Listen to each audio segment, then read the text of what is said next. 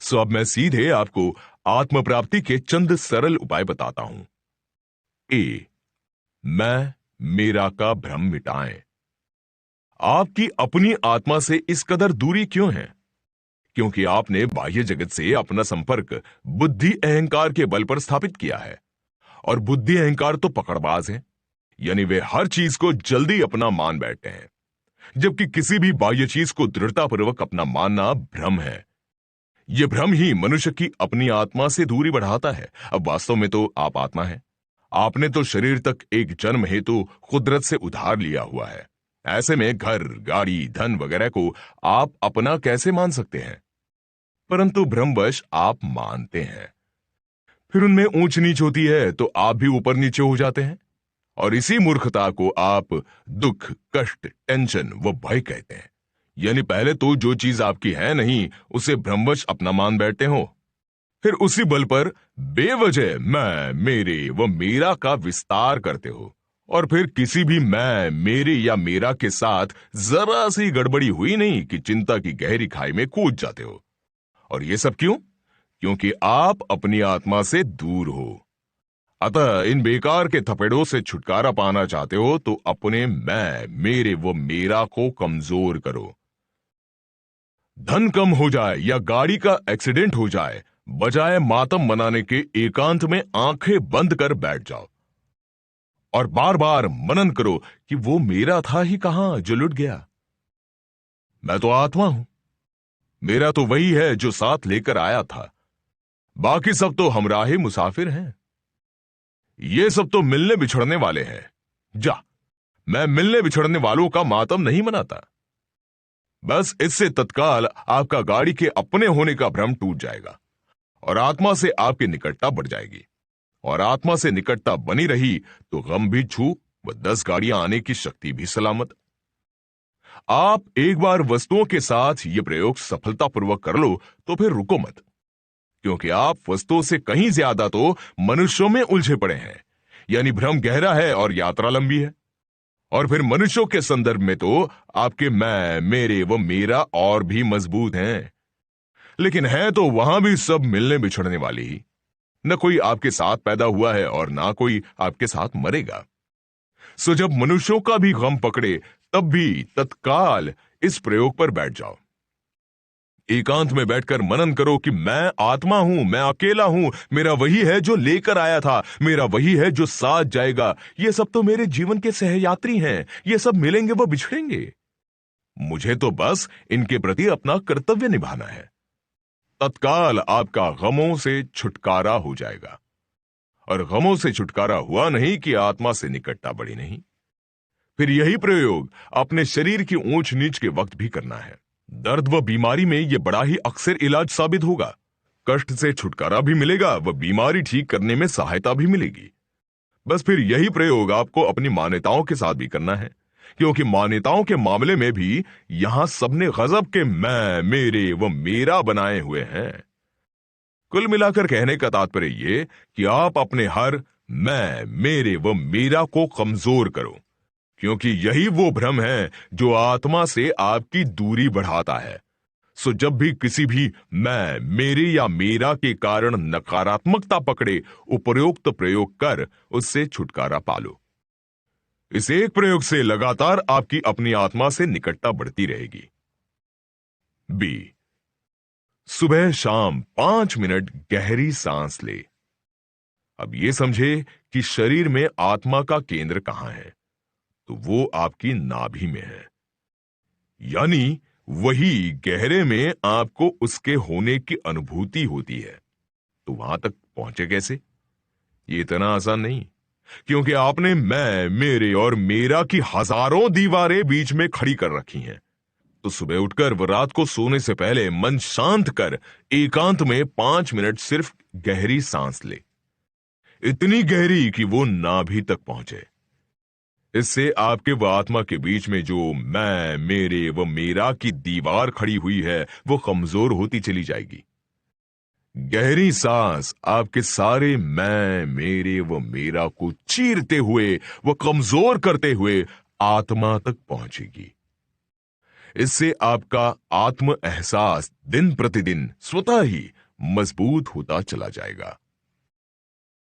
सी, मैं कौन हूं? रोज सुबह उठकर 10 मिनट आंखें बंद कर यह मनन करे कि मैं कौन हूं। क्या मैं घर हूं? क्या मैं गाड़ी या डिग्री हूं?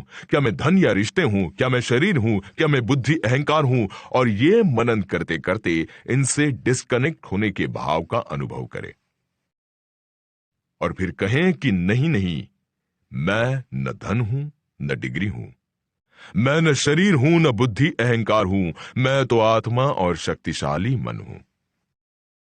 बस लगातार ध्यानपूर्वक रिलैक्स की मुद्रा में रोज रोज ये करने से आप अपने शून्य यानी अपनी आत्मा के निकट जाना शुरू हो जाएंगे। डी, जो करो गहराई से करो। आप सिर्फ आत्मा है और आत्मा आपकी सबसे गहरी सतह है। अतः सवाल यह नहीं है कि आप बाहर क्या कर रहे हैं या भीतर क्या अनुभव कर रहे हैं। सवाल यह है कि वो कार्य आपके आत्मबल से हो रहा है या बुद्धि अहंकार से। सवाल यह नहीं है कि आप क्या अनुभव कर रहे हैं, पर सवाल यह है कि वो अनुभव आप गहरे में कर रहे हैं या ऊपरा ऊपरी। ऊपरा ऊपरी करेंगे तो आत्मा से दूर रहेंगे, गहरे में होंगे तो आत्मा के निकट होंगे। कुल मिलाकर आप खाना बना रहे हो या किताब पढ़ रहे हो, ऑफिस में कार्यरत हो या खेल रहे हो, कर कुछ भी रहे हो, उसका महत्व नहीं है। महत्व इस चीज का है कि आप वो कार्य ऊपरा ऊपरी कर रहे हो या गहरे से। गहरे से कर रहे होगे तो कार्य में ध्यान भी होगा, वो काम का मजा भी आ रहा होगा। यदि ऐसा नहीं है तो समझ लेना कि आप ऊपरा ऊपरी कर रहे हो, और यह तय समझ लो कि लगातार ऊपरी काम करना आत्मा से दूरी बढ़ाता चला जाएगा। सो जब भी और जो भी करो गहरे से करो। यह लगातार गहरे से करना कब आपको अपनी आत्मा के निकट ला खड़ा कर देगा पता भी नहीं चलेगा। आपका आप बदल जाएगा। तब कमजोर मनो व बुद्धि अहंकार की जगह शक्तिशाली मन व आत्मा आपके आप हो जाएंगे। ठीक वैसे ही आप खुश हैं या दुखी, इसका इतना महत्व नहीं है। महत्व इस चीज का है कि जो कुछ भी आप हैं वो ऊपरी हैं या गहरे से।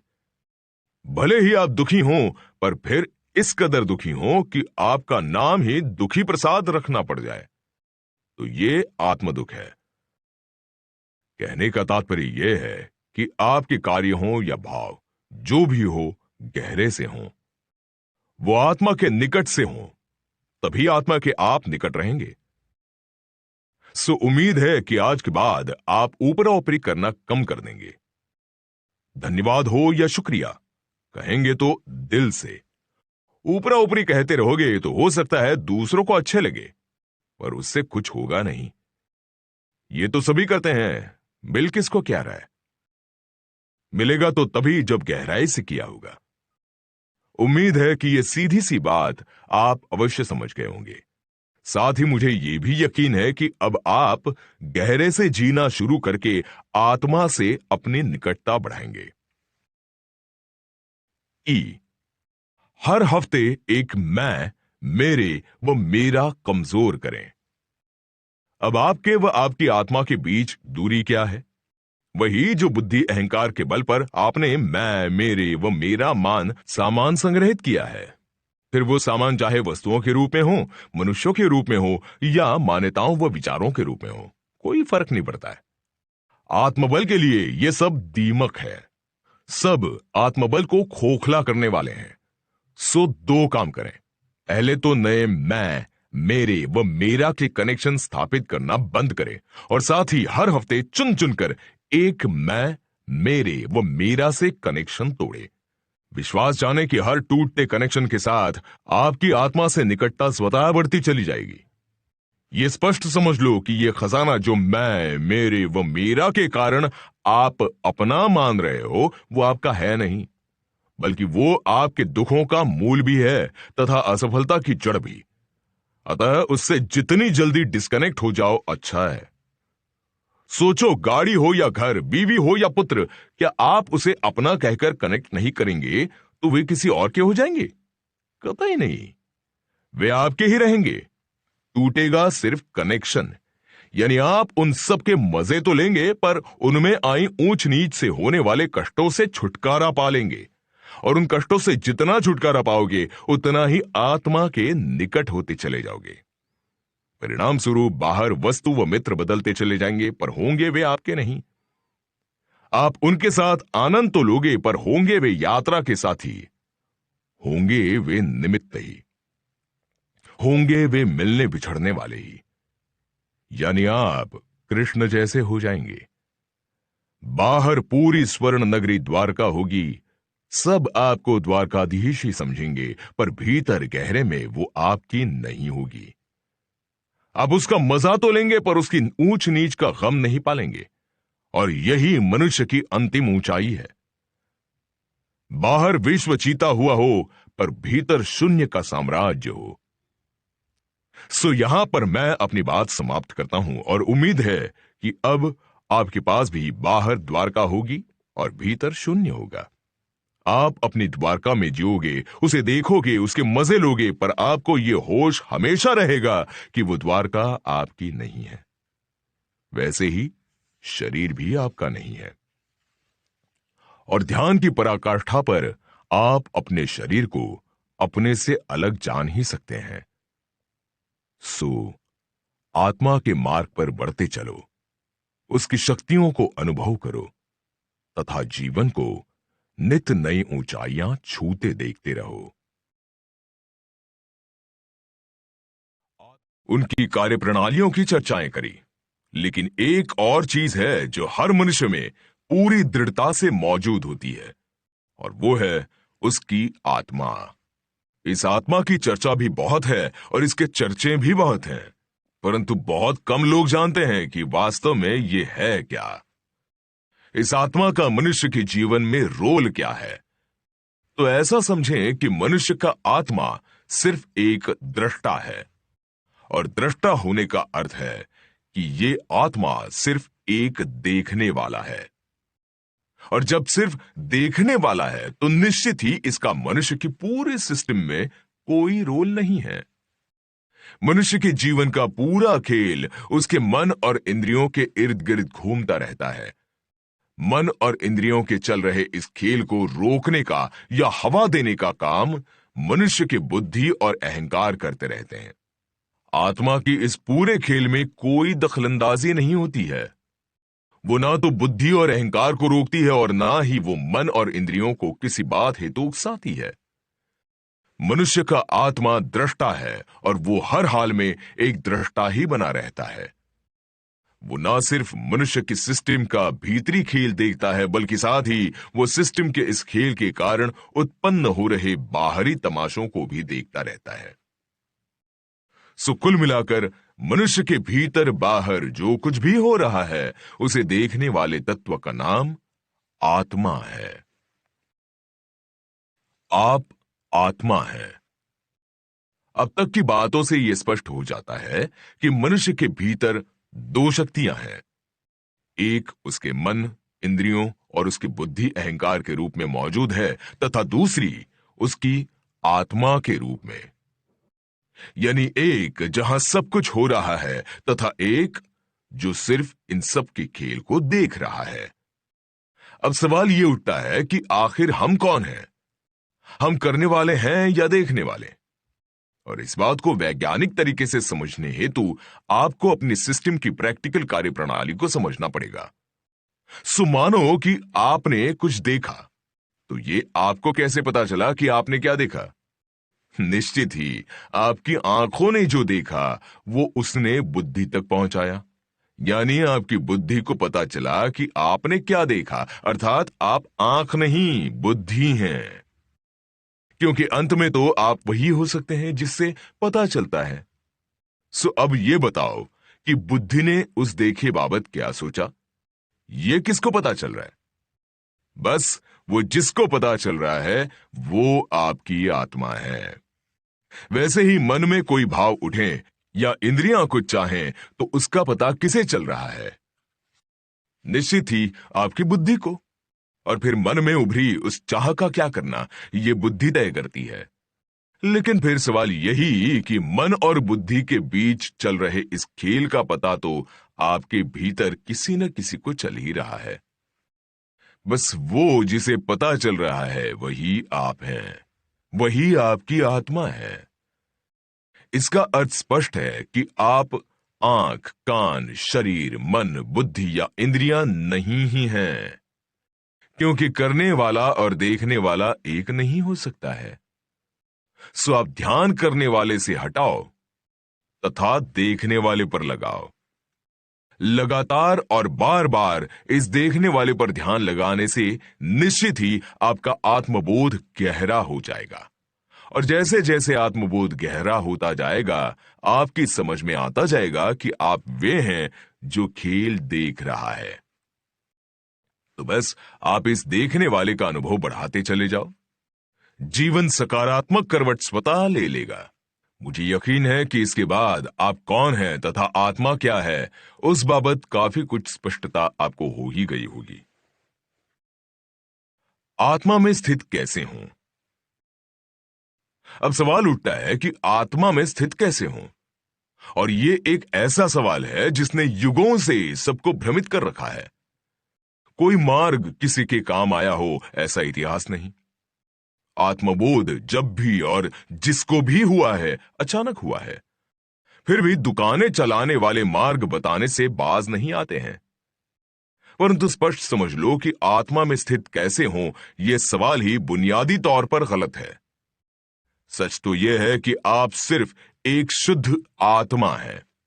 सो आत्मा में स्थित होने का पूछना ही गलत हो जाता है। और यही आत्मा को लेकर अज्ञान है।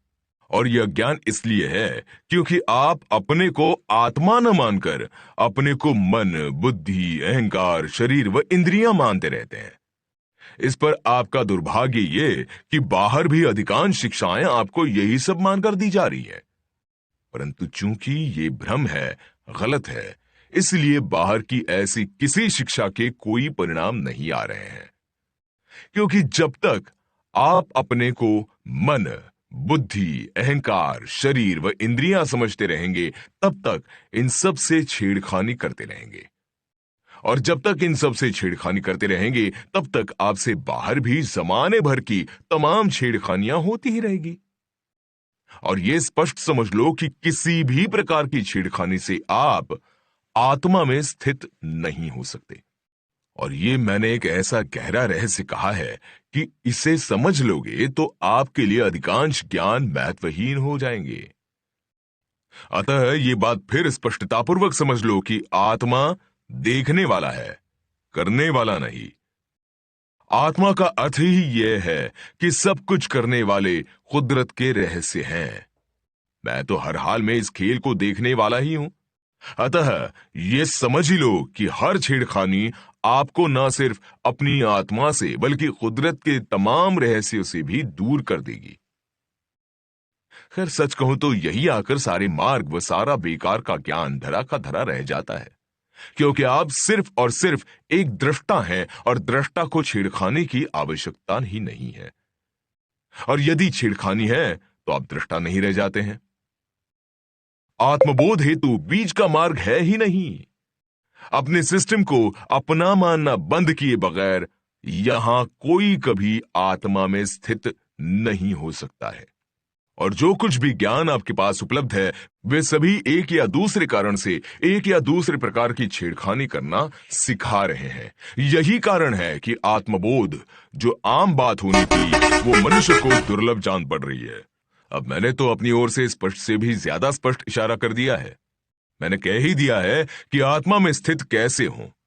ये पूछे मत, उस बाबत कुछ करें ही मत, उल्टा और भटक जाएंगे। यदि वाकई आप आत्मा के निकट जाना चाहते हैं तो रोज रोज अपने को मन, बुद्धि, इंद्रियां या शरीर मानने के भ्रम को कमजोर कर देगा। जिस मात्रा में यह भ्रम कमजोर होगा, स्वतः ही उस मात्रा में आत्मा से आपकी निकटता बढ़ती चली जाएगी।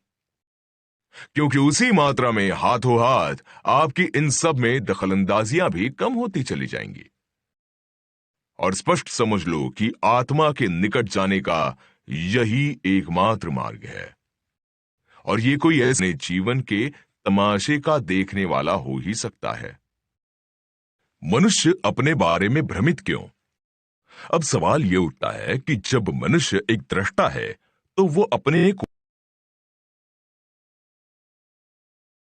भीतरी शक्तियों को जानने हेतु सबसे पहले तो यह समझ लें कि यदि गाड़ी चलाना हो तो गाड़ी के बाबत पूरी जानकारी होना जरूरी है। गाड़ी चलाने हेतु इससे ज्यादा जरूरी और कुछ हो ही नहीं सकता है। परंतु मनुष्य इतना बुद्धिमान है कि बिना गाड़ी की जानकारी के गाड़ी चलाने में लगा है, और तमाम शिक्षाएं, फिर चाहे वो संप्रदाय और समाज के नाम पर दी जा रही हो या स्कूल कॉलेज में पढ़ाई के नाम पर, सब मनुष्य की संरचना को समझे बिना ही जीवन की गाड़ी चलाना सिखाने में लगे हैं। सवाल यह है कि यह कैसे संभव है?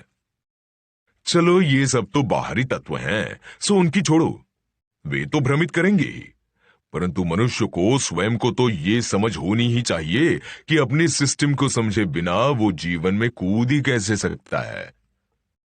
अतः मेहरबानी कर सब अपने जीवन के प्रति गंभीर हो जाओ और उस हेतु सबसे पहले अपने सिस्टम को समझने की कोशिश करो, क्योंकि अपने सिस्टम समझे बगैर ना तो कोई ज्ञान और ना ही कोई कोशिश आपके काम आने वाली है। अपनी प्रतिभा भी ऐसे में आपको दगा ही देगी, और अक्सर आपकी प्रतिभा आपको दगा दे भी रही है। इसलिए हर कोई ये सोचता है कि वो अपनी क्षमता अनुसार कुछ पा नहीं रहा है, परंतु कोई ये नहीं समझ रहा है कि अपने सिस्टम प्रकृति ने बनाई है, वो बेहद शक्तिशाली है, उस पर विश्वास करो। वो बड़ी जवाबदार है। अपने में सकारात्मक परिवर्तन लाने हेतु हर सिस्टम सक्षम है। आप तो बस हो सके उतना उसे अपने हाल पर छोड़ो और सुधरने का मौका दो। आप स्वयं जब भी ये कोशिश करोगे इसे बिगाड़ोगे ही। और फिर दूर क्यों जाना, अपने अब तक के अनुभव में खोजो। इस बात की सत्यता का पता स्वतः ही चल जाएगा। मानता हूं कि इंद्रियों से छेड़खानी की आदत पुरानी है तथा बाहर जमाना दबाव बनाए हुए है, फिर भी व्यर्थ की छेड़खानियों से जितना बच सको बचो। अब आप लोग वैज्ञानिक युग में भी जी रहे हो, वो समझदार भी हो, तो फिर क्यों यहां वहां की सुनकर इंद्रियों की सामान्य क्रियाओं के बीच में आते हो? सोचो इतना कि मन इंद्रियों के साथ बहने में प्रफुल्लित होता है या उन्हें दबाने से। तो फिर बेवजह क्यों अपनी मासूम इंद्रियों को दबाते हो? समझते क्यों नहीं कि इंद्रियों की हर एक तरंग के पीछे कई गहरे रहस्य छिपे होते हैं? अतः बिना उचित वजह बात बात पर इंद्रियों के साथ अनावश्यक छेड़खानियां बंद कर दो। सिस्टम यानी आपके मन, बुद्धि, अहंकार, शरीर व इंद्रियों का टोटल, और आप सिस्टम नहीं है। आप हर हाल में एक शुद्ध दृष्टा थे, हैं और रहेंगे। लेकिन दुर्भाग्य से अधिकांश लोग यहां अपने को सिस्टम माने जी रहे हैं। यही अज्ञान है और यही माया है, और उसी के कारण सबका जीवन परेशानियों में डूबा हुआ है। और जो कोई परेशानियों से बचना चाहता है उसे अपने दृष्टा यानी अपनी आत्मा के निकट जाना ही होगा। जीवन की परेशानियों को दूर करने का दूसरा कोई उपाय नहीं है। इसके अलावा के हजारों उपाय क्यों ना कर लो, दुख दर्द दूर होने वाले नहीं है। इसे नियम ही जानो कि जो जितना अपने दृष्टा के निकट जाएगा उतना ही उसका जीवन रोज नई ऊंचाइयां छूता चला जाएगा। हालांकि यह दृष्टा के निकट जाना सुनने में जितना आसान लग रहा है उतना आसान है नहीं, क्योंकि सिस्टम को अपना मानने की आदत बहुत पुरानी है। ऐसे में सवाल यही कि मनुष्य इस कदर अपने बाबत भ्रमित है क्यों? कारण एक ही है कि मनुष्य जाति के इतिहास में ज्ञानी 50 हुए हैं तो अज्ञानी लाखों, और इन अज्ञानियों को आत्मा का तो कुछ पता नहीं होता। स्वयं सिस्टम के मायावी जाल में फंसे होते हैं और फिर भी ज्ञान झाड़ते रहते हैं। अब जो सिस्टम से ज्ञान देगा वो जाहिरी तौर पर सिस्टम को ही ज्ञान देगा, और सिस्टम को क्या ज्ञान दिया जा सकता है? यही कि कुछ करो या फिर ये मत करो। अब अज्ञानी ये समझ ही नहीं रहे हैं कि कुछ करने या स्वयं को कुछ करने से रोकने पर ही तो दृष्टा मर रहा है। ये मैंने मनुष्य जीवन का सबसे गहरा सत्य कह दिया। थोड़ी सी प्रज्ञा जगाओ और तमाम मायावी ज्ञानों से आज, अभी और यहीं छुटकारा पालो।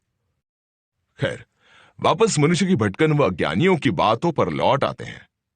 और वहां यह मनुष्य का दुर्भाग्य है कि सिस्टम को दिया उटपटांग ज्ञान उनको ज्यादा आकर्षित करता है। फिर उसी को आधार बनाकर वो अपनी सिस्टम का खूब उपयोग करता है, और जो सिस्टम का जितना उपयोग करता है उतना ही वो फंसता चला जाता है, क्योंकि जो जितना ज्यादा सिस्टम का उपयोग करता है उतना वो अपनी आत्मा से दूर होता चला जाता है, और जो कोई अपनी आत्मा से जितना दूर है उतना ही वो परेशान है। ये अटल नियम है। अब इससे स्पष्ट क्या कहूं, फिर भी धर्म पर चर्चा करते वक्त मैं इस बात का पूरा विज्ञान समझाऊंगा। अभी तो इतना समझो कि कुछ भी करने या ना करने का ज्ञान ही मनुष्यों को मरवा रहा है, क्योंकि कुछ करते ही या अपने को कुछ करने से रोकते ही मनुष्य का दृष्टापन कमजोर हो रहा है। लेकिन दुर्भाग्य से अज्ञान इस कदर हावी हो चुका है कि अब देखने मात्र से सब कुछ हो जाता है। ये बात ही सामान्य लोगों की समझ के परे हो गई है।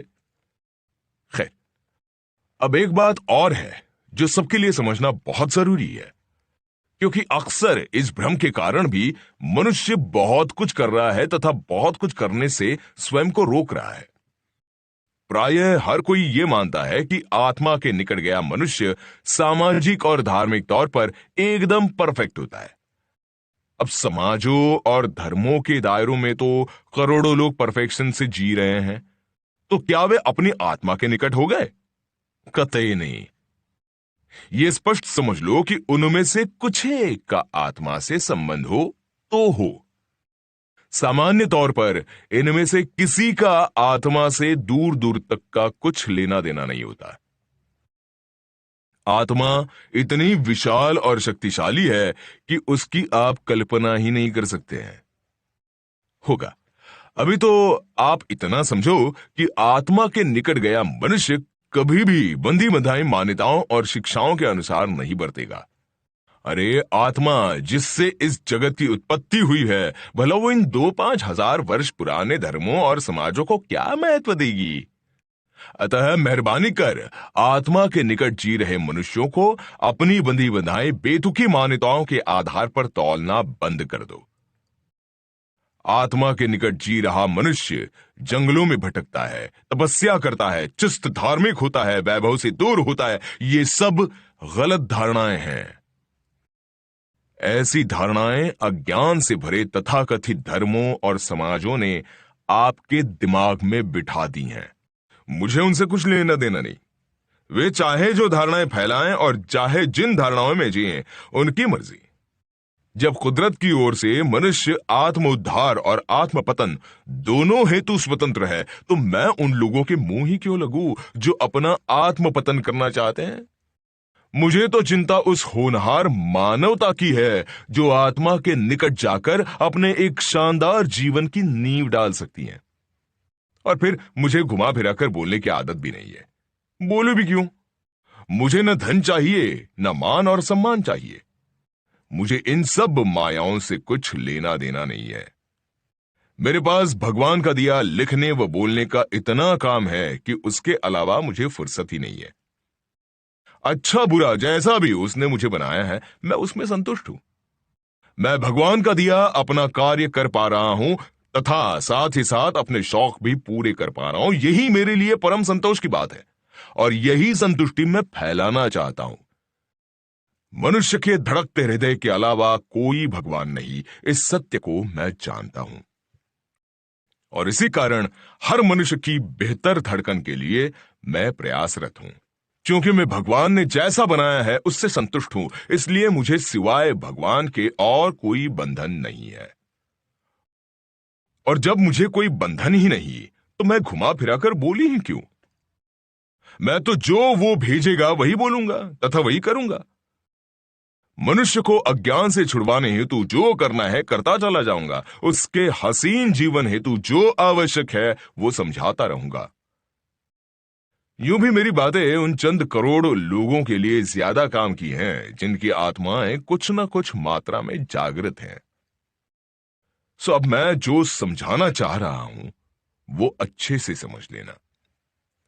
कभी भी तथाकथित धर्मों और समाजों के दायरों में आत्मखोजी को मत खोजना और अपने को भी उस आधार पर आत्मज्ञानी मत मान लेना। मनुष्य की सिस्टम जो कुछ भी है वो उसके कई जन्मों के कर्मों के अनुसार उसे मिली है और उस सिस्टम पर कुदरत का एकाधिकार है। उसे अपना मानना और फिर उसके साथ तरह तरह के प्रयोग करना भटका देगा। दृष्टा ऐसा नहीं करते। दृष्टा का अर्थ ही इतना है कि जब सिस्टम मेरी है ही नहीं तो मैं उसे कुछ करने को कहूं क्यों तथा उसे कुछ भी करने से रोकूं क्यों।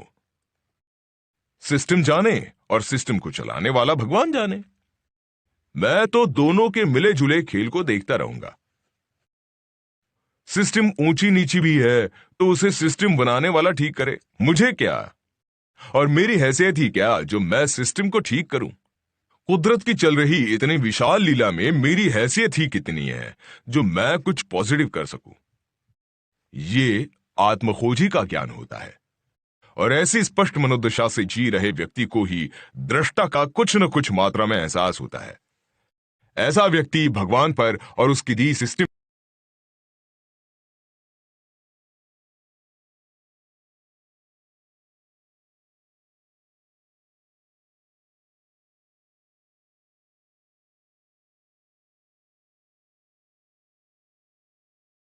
मनोदशा से जी रहे व्यक्ति को ही दृष्टा का कुछ न कुछ मात्रा में एहसास होता है। ऐसा व्यक्ति भगवान पर और उसकी दी सिस्टम पर दोनों पे भरोसा कर रहा होता है। साथ ही वो अपने कर्मों से बनी अपनी सिस्टम की अच्छाइयों बुराइयों को भी स्वीकार करे ही जी रहा होता है।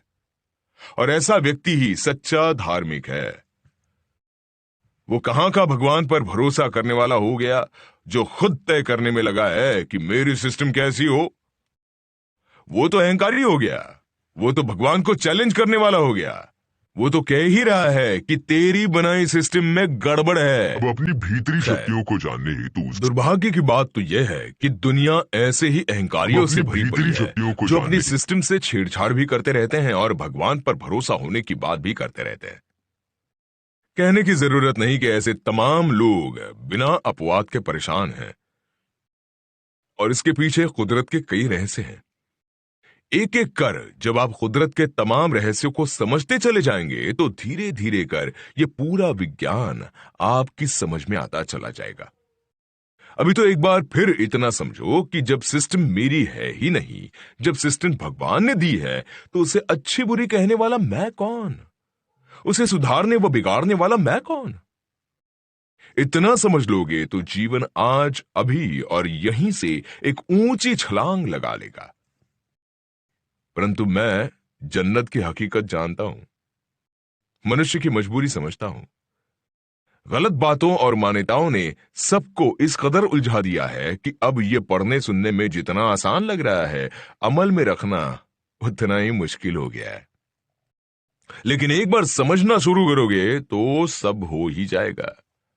कुदरत भी आपको थाम ही लेगी। खैर, फिर वापस उस बात पर आ जाते हैं जो मैं समझाना चाहता हूं, और वो ये कि आत्मा के निकट जी रहा मनुष्य कैसा भी हो सकता है। वो कुछ भी कर सकता है, पर चाहे जो हो जाए वो कभी भी बंधी बधाई मान्यताओं के दायरे में फिट नहीं होगा, यह तय है। इसलिए यह समझ ही लो कि जमाना आपको अपनी मान्यताओं के आधार पर तौलेगा। उस आधार पर आपको अच्छा बुरा भी कहेगा, लेकिन आप उस उलझनों में मत पड़ो। आप इतना समझो कि आपको जवाब जमाने को नहीं अपनी आत्मा को देना है। आपको जवाब जगत के परमात्मा को देना है। सो जमाना आपको बुरा कहे चिंता मत करना। आप तो बस भगवान की निगाह में बुरे बनने से बचना, क्योंकि आपका उद्धार उसी से होगा। जमाने ने तो तमाम आत्मज्ञानियों को भी ना सिर्फ भला बुरा कहा है बल्कि सबको क्रूरतापूर्वक सताया भी है। बुद्ध और कृष्ण से लेकर कबीर मीरा तक इनमें कोई अपवाद नहीं है। इन्हीं तथाकथित धर्मों और समाजों ने क्राइस्ट को सूली पर लटकाया है और सोक्रेटिस को जहर दिया है। सो पागल जमाने की परवाह मत करो, परवाह अपनी आत्मा के निकट जाने की करो। मैं ये सब इसलिए कह रहा हूं कि जमाना जिसे बुरा कहता है उनमें से कई आत्मा के अति निकट जी रहे हैं। वहीं दूसरी ओर यही जमाना जिन्हें मान सम्मान दे रहा है उनमें से कईयों की आत्माएं पूरी तरह से सुप्त पड़ी हैं। जमाने को न तो आत्मा के और न कुदरत के किसी रहस्य का कुछ पता है। और फिर जब ऐसे ही आत्मा के निकट पहुंचे लोग प्रगति करते हैं, प्रसन्न जीवन गुजारते हैं, बड़े व महान हो जाते हैं, तो यही जमाना कहता है कि भलाई का प्रगति से कुछ लेना देना नहीं है। वे ये समझते ही नहीं कि कुदरत के रहस्य में वास्तविक भला वो है जो अपनी आत्मा के निकट है, जो अपने सिस्टम से कम छेड़छाड़ कर रहा है, जो सिस्टम से बह रहे जीवन के साथ बहता चला जा रहा है। और ऐसे ही व्यक्तियों का जीवन रोज रोज बढ़ता जा रहा है। उन्हीं के मन की शांति व प्रसन्नता रोज रोज बढ़ती चली जा रही है और जमाने से यह देखा नहीं जाता। बस चैन से जी रहे ऐसे लोगों को भला बुरा कहकर जमाना अपना फ्रस्ट्रेशन निकालता रहता है।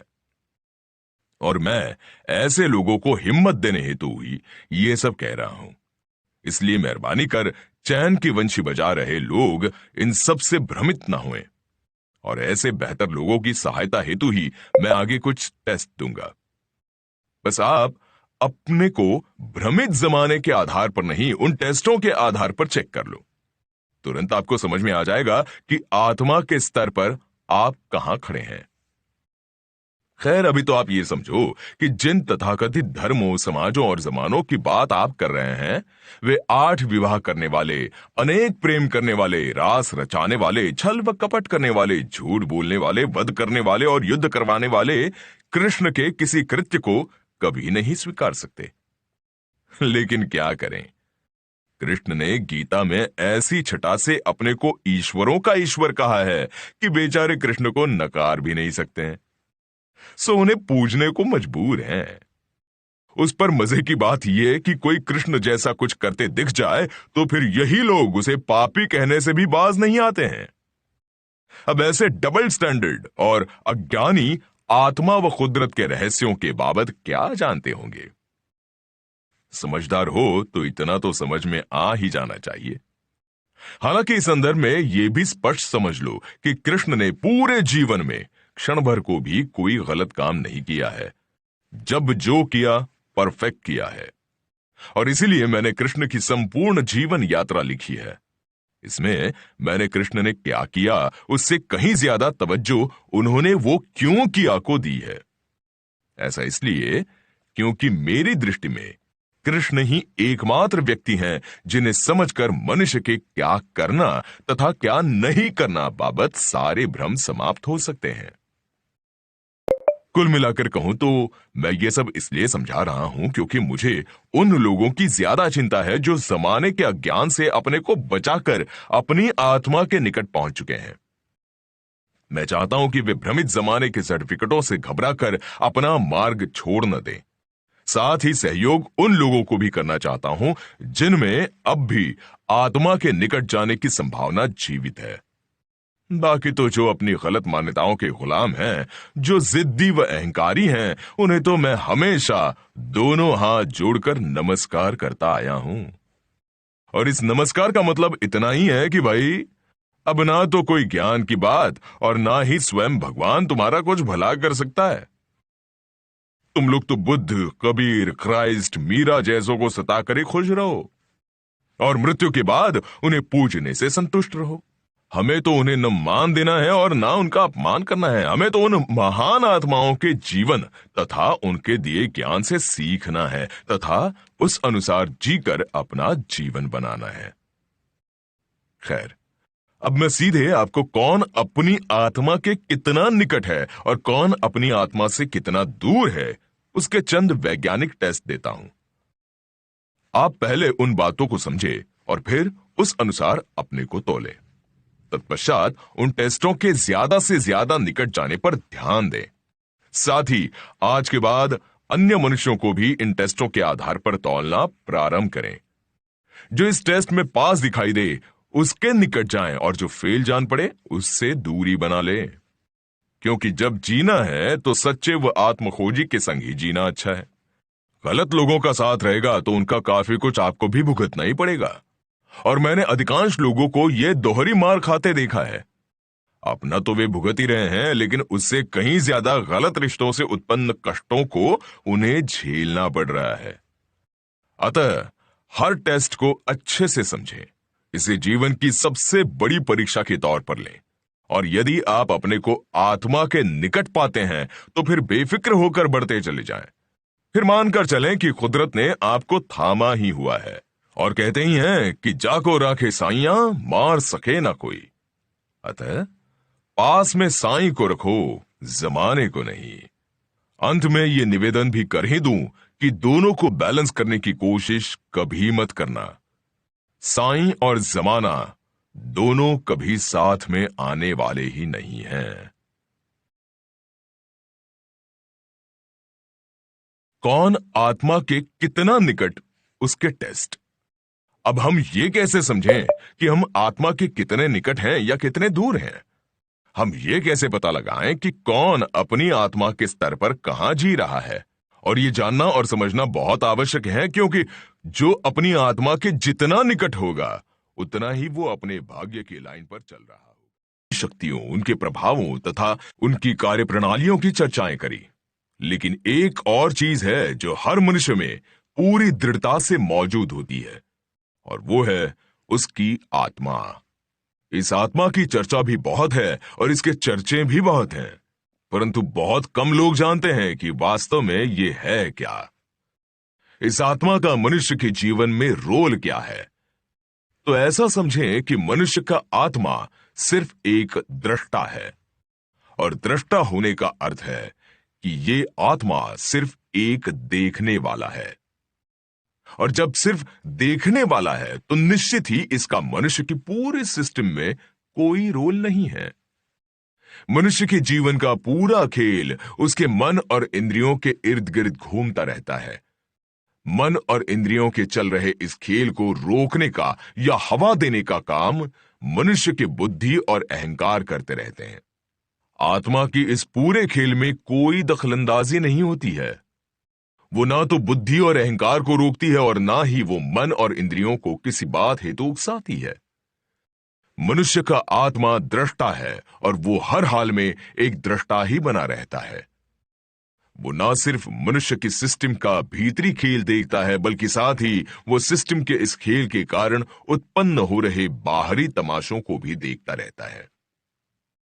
सो कुल मिलाकर मनुष्य के भीतर बाहर जो कुछ भी हो रहा है, उसे देखने वाले तत्व का नाम आत्मा है। आप आत्मा है। अब तक की बातों से यह स्पष्ट हो जाता है कि मनुष्य के भीतर दो शक्तियां हैं। एक उसके मन, इंद्रियों और उसकी बुद्धि अहंकार के रूप में मौजूद है, तथा दूसरी उसकी आत्मा के रूप में। यानी एक जहां सब कुछ हो रहा है, तथा एक जो सिर्फ इन सब के खेल को देख रहा है। अब सवाल यह उठता है कि आखिर हम कौन हैं? हम करने वाले हैं या देखने वाले? और इस बात को वैज्ञानिक तरीके से समझने हेतु आपको अपने सिस्टम की प्रैक्टिकल कार्यप्रणाली को समझना पड़ेगा। सो मानो कि आपने कुछ देखा, तो ये आपको कैसे पता चला कि आपने क्या देखा?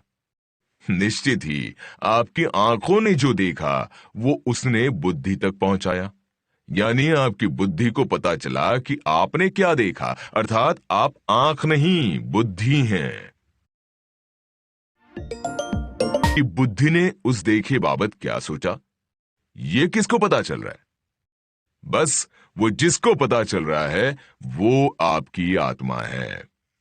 वैसे ही मन में कोई भाव उठे या इंद्रियां कुछ चाहें तो उसका पता किसे चल रहा है?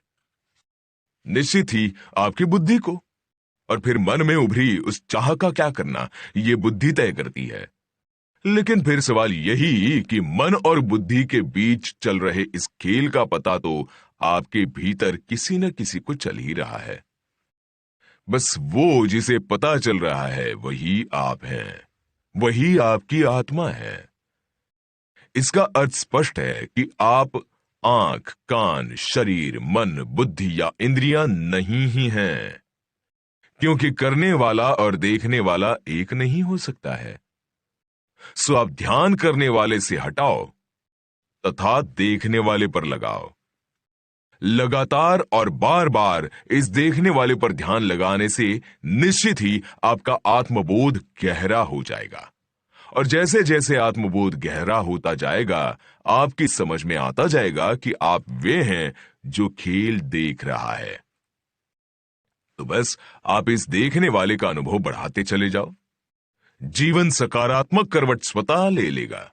मुझे यकीन है कि इसके बाद आप कौन हैं तथा आत्मा क्या है, उस बाबत काफी कुछ स्पष्टता आपको हो ही गई होगी। आत्मा में स्थित कैसे हूं? अब सवाल उठता है कि आत्मा में स्थित कैसे हूं? और ये एक ऐसा सवाल है जिसने युगों से सबको भ्रमित कर रखा है। कोई मार्ग किसी के काम आया हो, ऐसा इतिहास नहीं। आत्मबोध जब भी और जिसको भी हुआ है, अचानक हुआ है। फिर भी दुकानें चलाने वाले मार्ग बताने से बाज नहीं आते हैं।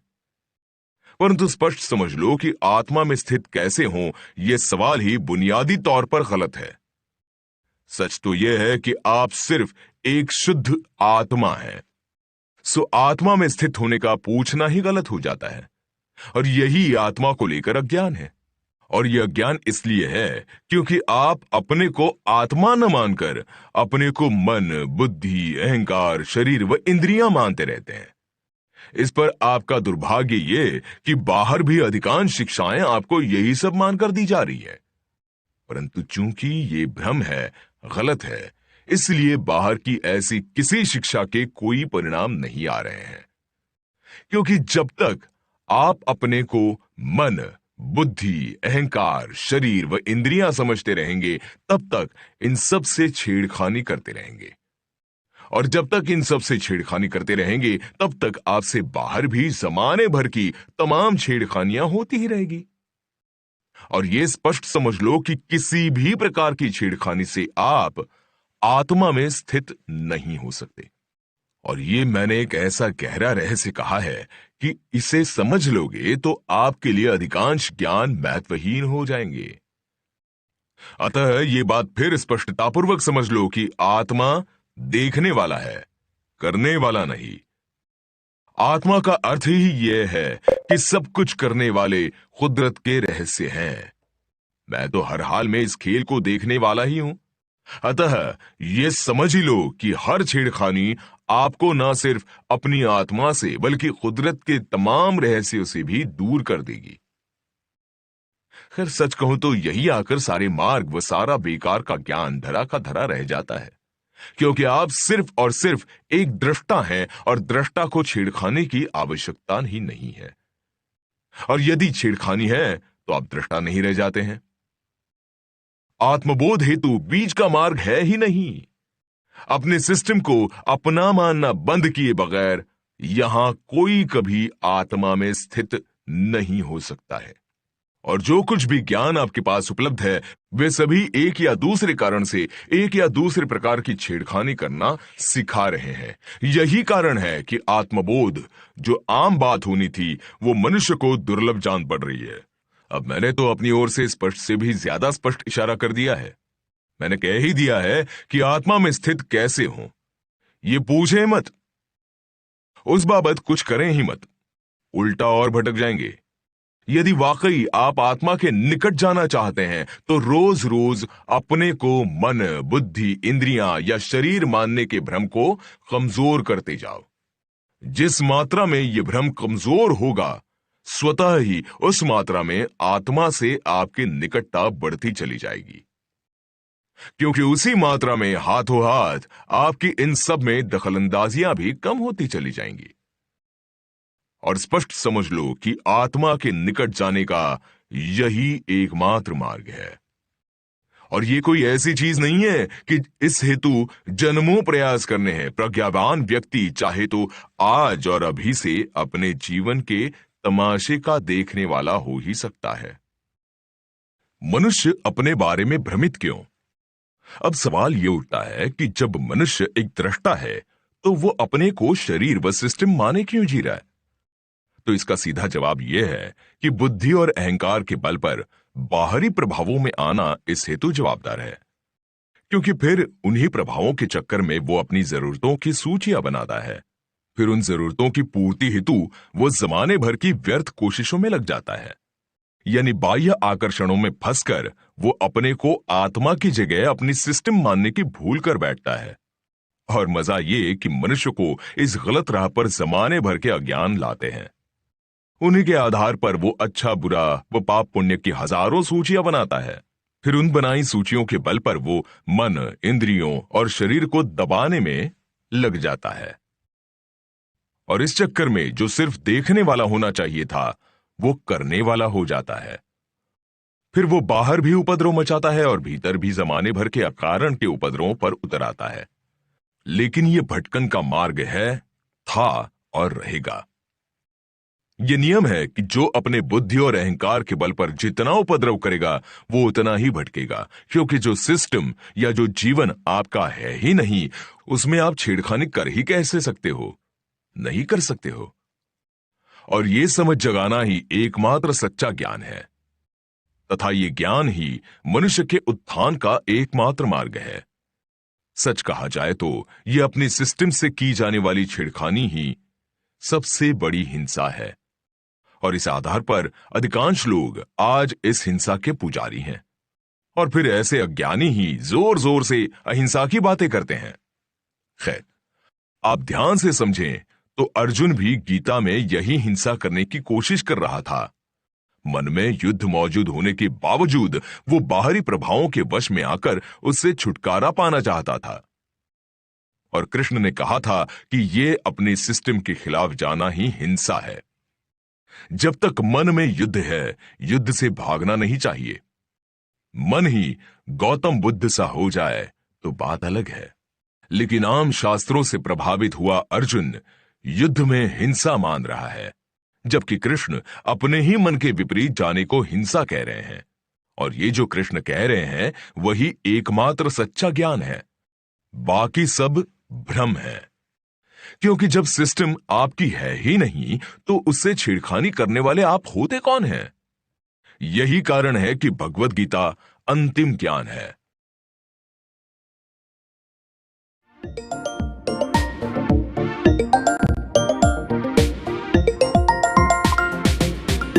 का बेकार का ज्ञान।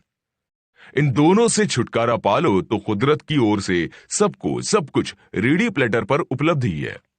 मर्जी आपकी है कि आप मेहनत करके भी जीवन के धक्के खाते रह जाना चाहते हैं, या आराम की मनोदशा में जीते जीते ही जीवन की तमाम ऊंचाइयां सर कर लेना चाहते हैं।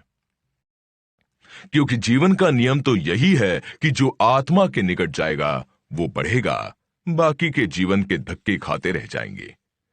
न उनकी मान्यताएं, न उनकी परंपराएं और ना ही उनका व्यर्थ ज्ञान उनके काम आएगा। उल्टा बिना आत्मा के प्रतिभा भी दगा दी जाएगी सो अलग। System board of directors. अब तक आप इतना तो समझ ही गए होंगे कि आप अलग हो, आप एक दृष्टा हो, और आपके सिस्टम जिसे आप अपना होना समझ रहे हो वो अलग है। अब इतना और समझ लो कि आपकी सिस्टम अपने आप में बोर्ड ऑफ डायरेक्टर्स है, लेकिन फिर भी वो आपकी तो नहीं ही है। आप तो एक शुद्ध दृष्टा ही हो। सो सीधा उपाय यही है कि सिस्टम को सिस्टम के हवाले छोड़ दो। जब वो आपकी है ही नहीं तो उससे आपका लेना देना क्या? समझते क्यों नहीं कि आप अलग हो और आपके सिस्टम अलग है? आप सिस्टम की उलझनों को या उस कारण होने वाले बाहरी उपद्रवों को अपना जीवन मान ही क्यों रहे हो? समझते क्यों नहीं कि जब सिस्टम आपकी है ही नहीं तो आपका दांव पे लगा क्या है? आप तो तमाशा देखो बस। सो करो सिर्फ इतना कि बुद्धि अहंकार को गलत राह पर मत जाने दो। अपने तीनों मजबूत मनों द्वारा उसे नियंत्रित करो। अपने बुद्धि अहंकार को बाहरी प्रभावों में आकर अपने मन व इंद्रियों पर अकारण का शासन मत करने दो। जीवन सिस्टम का है, आपका नहीं। सो चुपचाप उसे सिस्टम के हवाले कर दो। कब, क्या व कितना करना ये सिस्टम को अपने आप तय करने दो।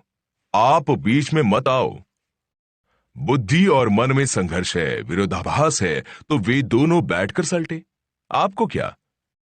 बस इस एक आदत से आपका दृष्टा यानी आपका आत्मा मजबूत होता चला जाएगा। ये स्पष्ट समझ ही लो कि मन और इंद्रियों को अकारण व बेवजह दबाने वाली किसी भी बात में आप आएंगे तो आत्मा तो छोड़ो, मन की शक्तियां तक कभी नहीं निखार पाएंगे।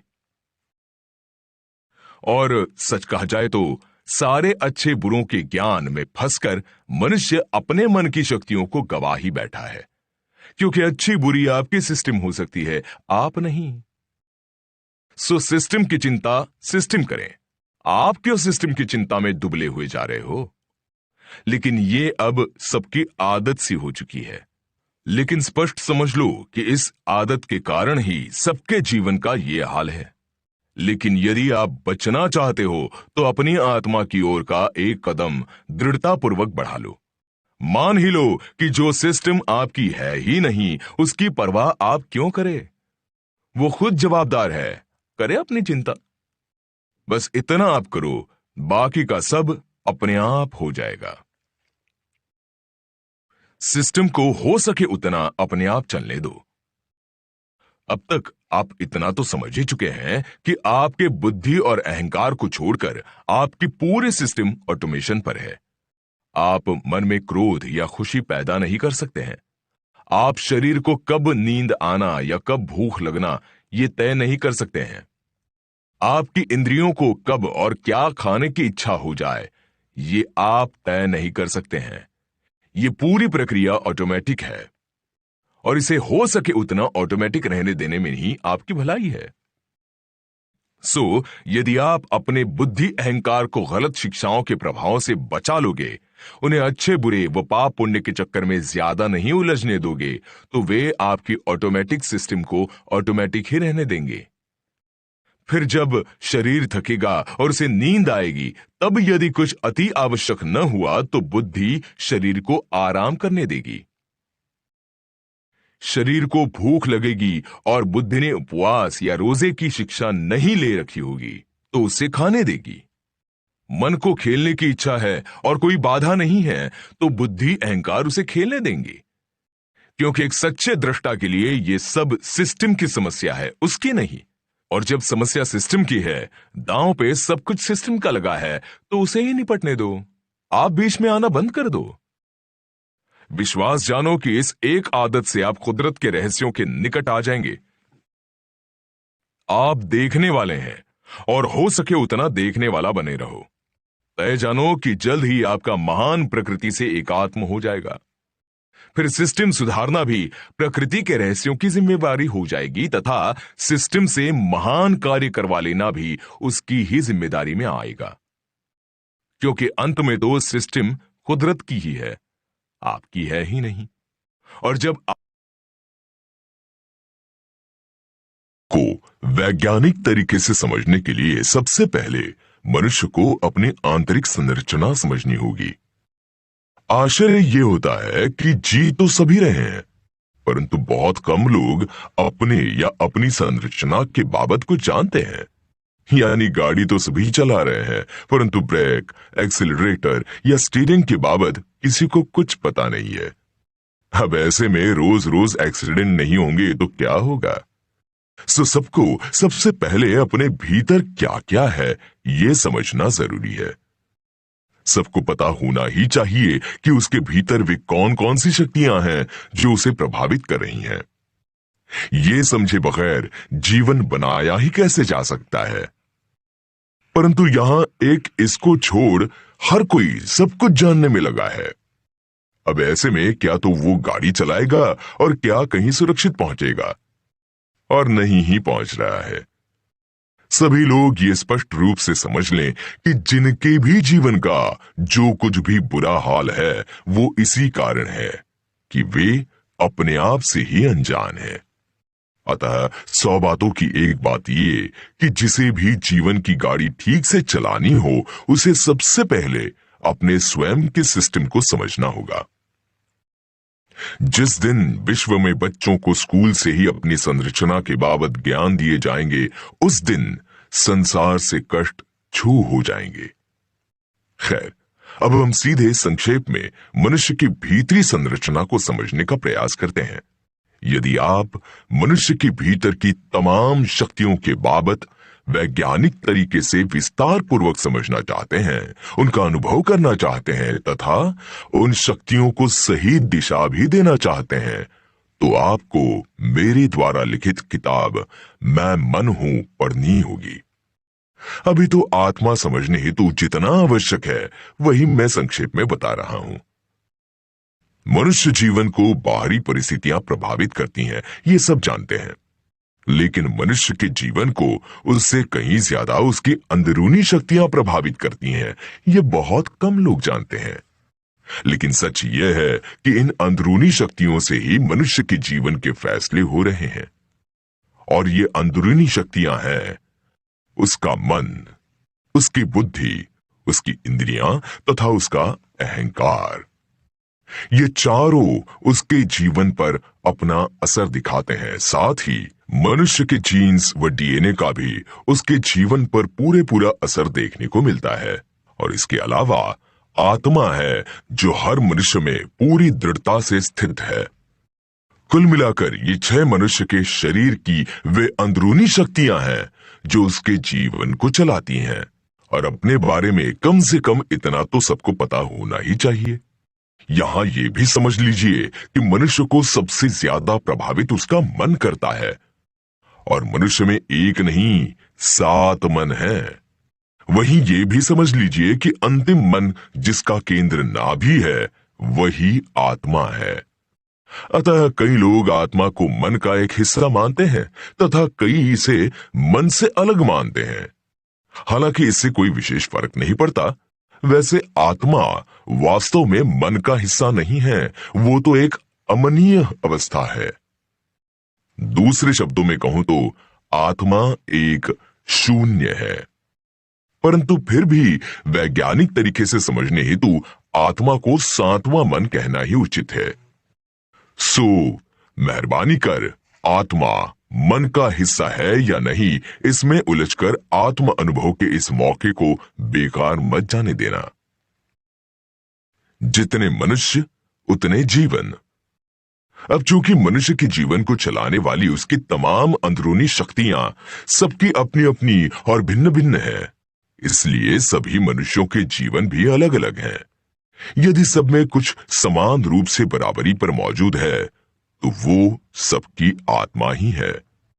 और किसका जीवन क्या होगा ये पूरी तरह से सबकी बची हुई शक्तियों के सामूहिक और परस्पर प्रभावों पर निर्भर होता है।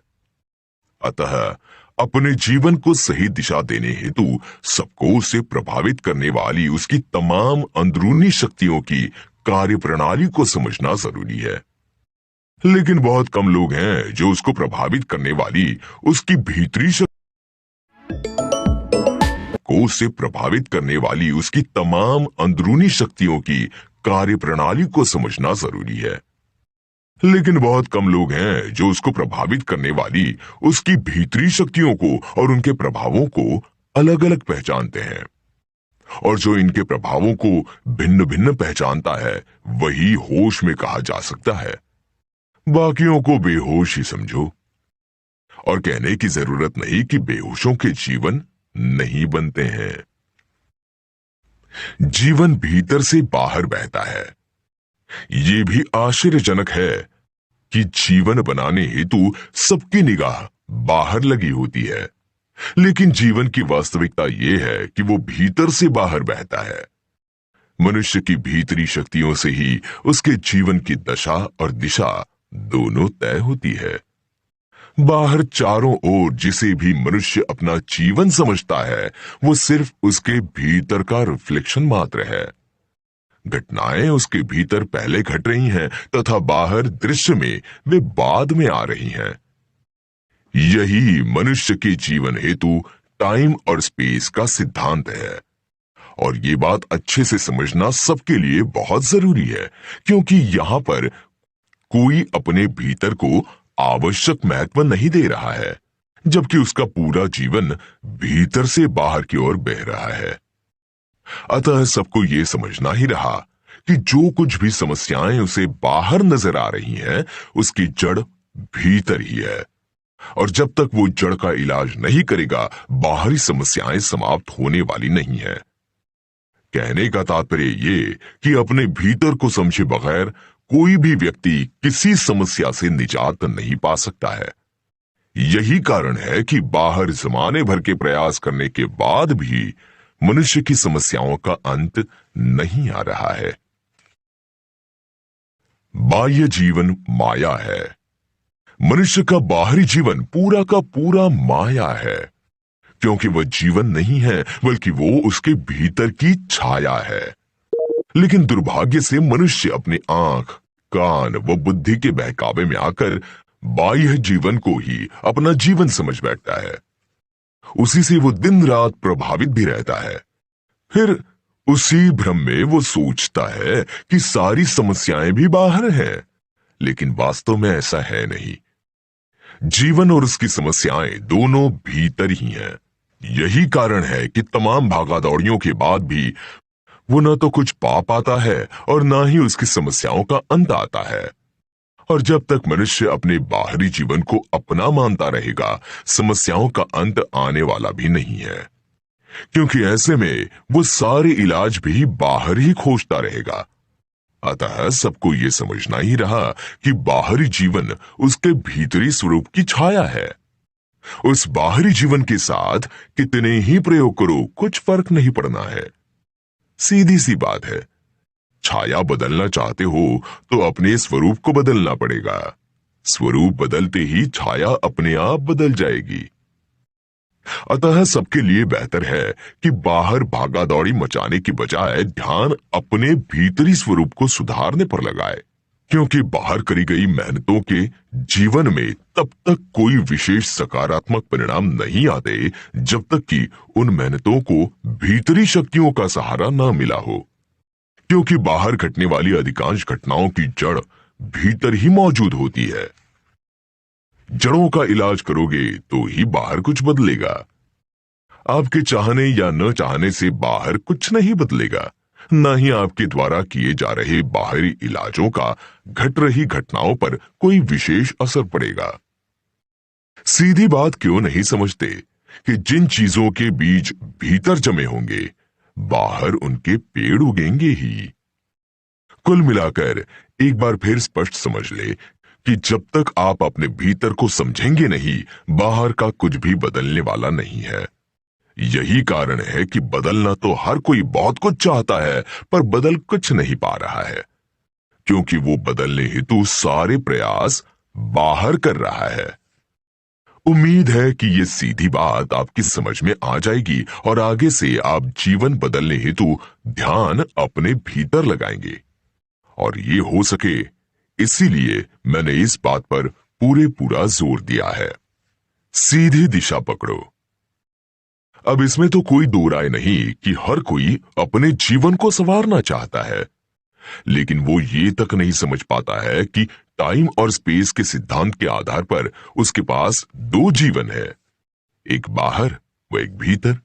अब चूंकि अधिकांश लोग अपने बाह्य जीवन को ही ज्यादा महत्व देते हैं, इसीलिए वे बाह्य जीवन को सजाने संवारने में लगे रहते हैं। परंतु चूंकि ये प्रक्रिया ही गलत है, इसलिए तमाम मेहनत व सारी प्रतिभाओं के बावजूद सबको नाकामी का ही सामना करना पड़ रहा है। अतः एक बार फिर समझ लो कि बाहरी जीवन आपके भीतरी स्वरूप की छाया मात्र है। ये बात मैं बार बार इसलिए कह रहा हूं क्योंकि ये समझे बगैर आप सही दिशा पकड़ ही नहीं पाएंगे। अतः ये स्पष्ट समझ लो कि जो कोई अपने बाहरी जीवन को ऊंचाइयों पर ले जाना चाहता है, उसे अपने भीतरी स्वरूप को उस अनुसार बदलना ही होगा। और अपने स्वरूप को बदलना हो तो पहले उसे समझना जरूरी है। उसकी भिन्न भिन्न शक्तियों के प्रभावों को समझना जरूरी है। कुल मिलाकर ये समझ ही लो कि मनुष्य का जीवन उसे प्रभावित करने वाली तमाम भीतरी शक्तियों की कार्यप्रणाली समझने से तथा उनमें सकारात्मक परिवर्तन लाने से ही बदल सकता है। सो अब हम सीधे एक एक कर मनुष्य को प्रभावित करने वाली उसकी भीतरी शक्तियों तथा उसके प्रभावों पर चर्चा प्रारंभ करते हैं। ए, डीएनए व जीन्स का प्रभाव। डीएनए व जीन्स मनुष्य को प्रभावित करने वाली सबसे पहली शक्ति है और विज्ञान की मेहरबानी से आज ये सभी जानते हैं कि डीएनए एवं जीन्स मनुष्य को उसके अपने माता पिता से मिलते हैं और चूंकि वे माता पिता से मिलते हैं अतः प्रायः उन पर माता पिता के कई प्रभाव देखने को भी मिलते हैं, खासकर शरीर का रंग, शरीर की बनावट, चेहरा, सब कुछ। वहीं कई बार मनुष्य की कुछ आदतें भी उसके माता पिता और उसके पूर्वजों से मेल खा जाती हैं। साथ ही मनुष्य के शारीरिक स्वास्थ्य पर भी उसके डीएनए व जीन्स का पूरा असर देखने को मिलता है और हर किसी को अपने डीएनए तथा जीन्स के इन प्रभावों को समझ ही लेना चाहिए। बी, मन की कार्यप्रणाली। मनुष्य का मन मूर्खताओं के बवंडर भी है और शक्तियों का केंद्र भी।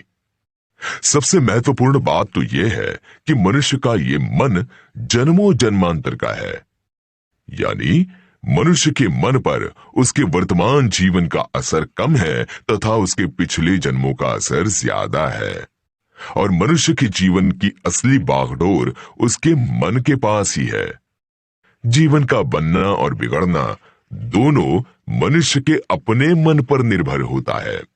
इसीलिए तो कहते हैं कि मनुष्य सिवाय मन के और कुछ नहीं है। लेकिन दुर्भाग्य से मन को बहुत कम लोग जानते और समझते हैं। यहां तक कि आत्मा के साथ मनुष्य के 7 मन हैं, ये भी बहुत कम लोग जानते हैं। लेकिन जीवन बनाने हेतु मनुष्य को अपने 3 उपद्रवी मनों वो उसकी कार्यप्रणाली को भी समझना होगा तथा अपने 3 शक्तिशाली मनों के उपयोग को भी। सच तो यह है कि अपने उपद्रवी मनों को कमजोर करना तथा अपने शक्तिशाली मनों को एक्टिव करना ही मनुष्य का अपने प्रति प्रथम कर्तव्य है।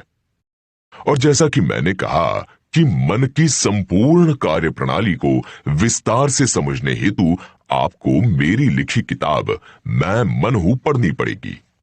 उससे आप अपने मन की कमजोरियों को भी तथा उसकी शक्तियों को भी समझ जाएंगे।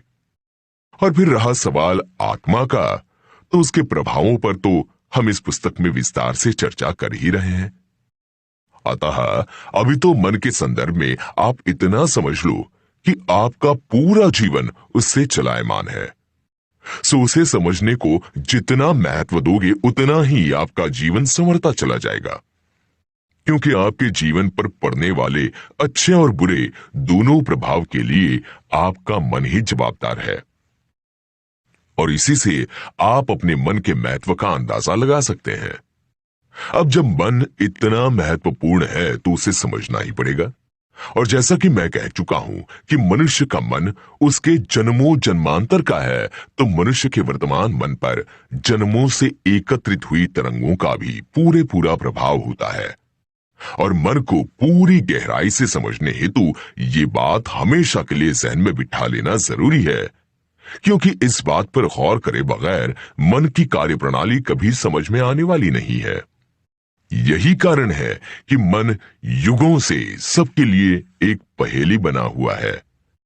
अब मन समझने हेतु संक्षेप में उसके बाबत जो कुछ भी जानना आवश्यक था मैंने समझा दिया। इसके साथ ही निम्नलिखित चित्र से ये भी समझ लीजिए कि मनुष्य के एक नहीं 7 मन है। इन 7 की कार्यप्रणाली तथा इनके प्रभावों की बाबत तो मैं विस्तार से मैं मन हूं नामक किताब में समझा ही चुका हूं। अभी तो आत्मा को समझने हेतु मन को जितना समझना आवश्यक है बस उतनी ही हम मन पर चर्चा कर रहे हैं। सी, इंद्रियों की कार्यप्रणाली।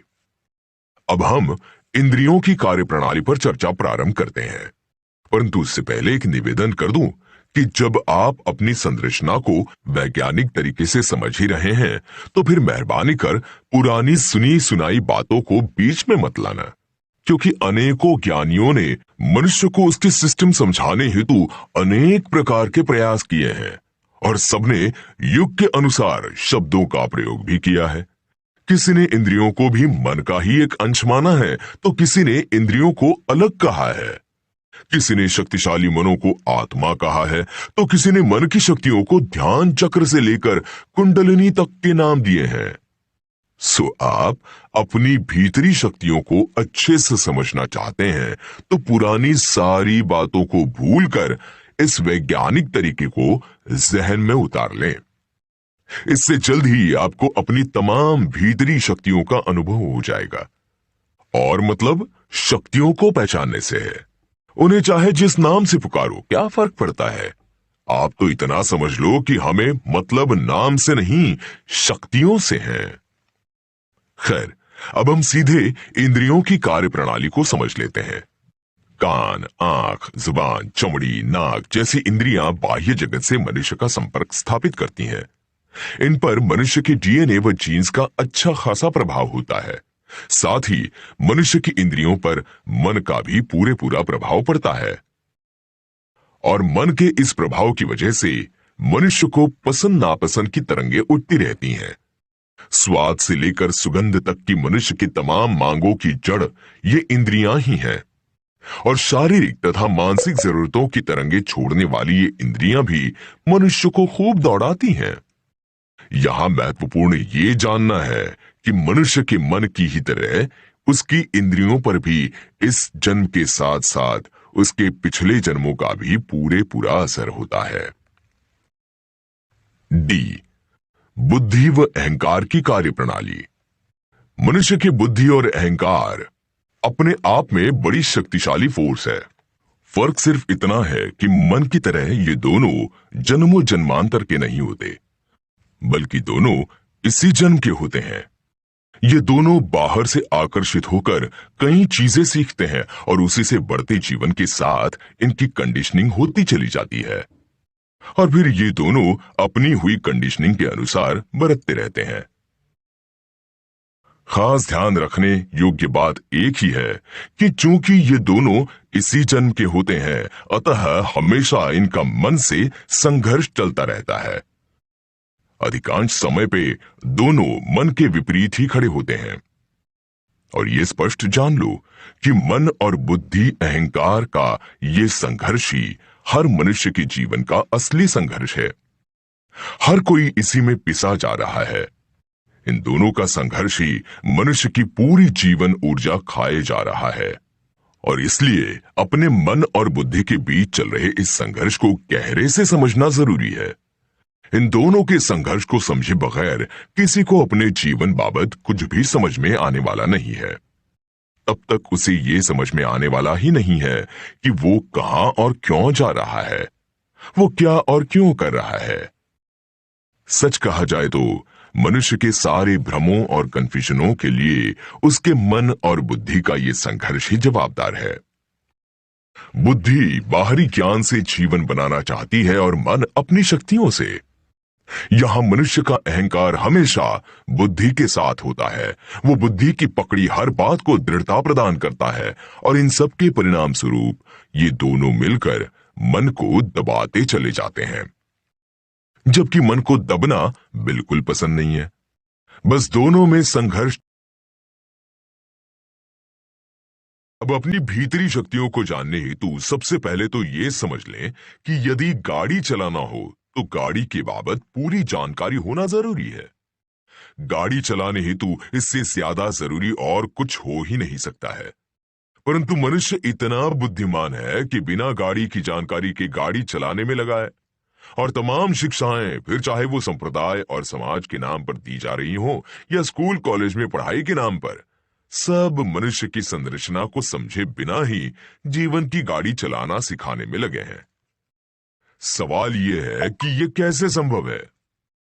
चलो ये सब तो बाहरी तत्व हैं, सो उनकी छोड़ो, वे तो भ्रमित करेंगे ही।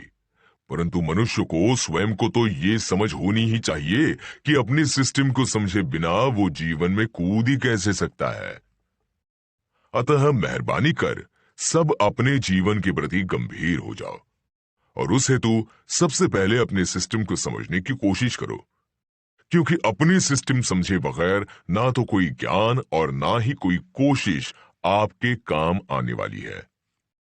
अपनी प्रतिभा भी ऐसे में आपको दगा ही देगी और अक्सर आपकी प्रतिभा आपको दगा दे भी रही है। इसलिए हर कोई ये सोचता है कि वो अपनी क्षमता अनुसार कुछ पा नहीं रहा है, परंतु कोई ये नहीं समझ रहा है कि अपने सिस्टम समझे बगैर क्षमता का ठीक से उपयोग कर ही कैसे पाओगे।